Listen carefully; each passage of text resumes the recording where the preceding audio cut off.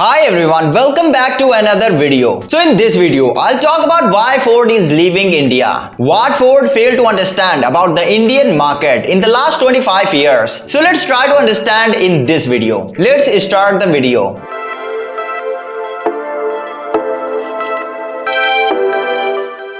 Ford entered back in India in 1995 and has since invested billions of US dollars to set up manufacturing facilities and network of sales and service centers for new and existing customers across the country. These facilities not only produce engines and vehicles for domestic market, but various export markets as well. Ford facilities in Chennai, Tamil Nadu and Sanat, Gujarat have combined manufacturing capacity of 6.1 lakh engines and 4.4 lakh vehicles every year. Despite investing significantly in India, Ford has accumulated more than 2 billion of operating losses over the past 10 years, and demand for the new vehicle has been much weaker than forecast. If we combine the sales figure for the entire year, Ford India sales account to about 2% of the Indian passenger vehicle market. On the other hand, the market leader Maruti Suzuki commands over 50% of the total automotive space. A combination of factors like wrong reading of the market, product design, positioning and huge investments in the second plant, when the first plant capacity itself was not fully utilized. Simply put, Ford did not read the Indian market correctly. In the late 90s and later, small cars dominated the market. Maruti Suzuki was ruling the roost and Hyundai Motors came and launched its Santro and captured a sizable market. But these things Ford couldn't understand and didn't launch any model like Maruti Suzuki and Hyundai. And the last reason is taxes. The Union government's high taxes like heavy levies imposed on gasoline vehicles has been a real problem when it comes to getting more foreign participation. So these were the reasons why Ford is shutting shop in India.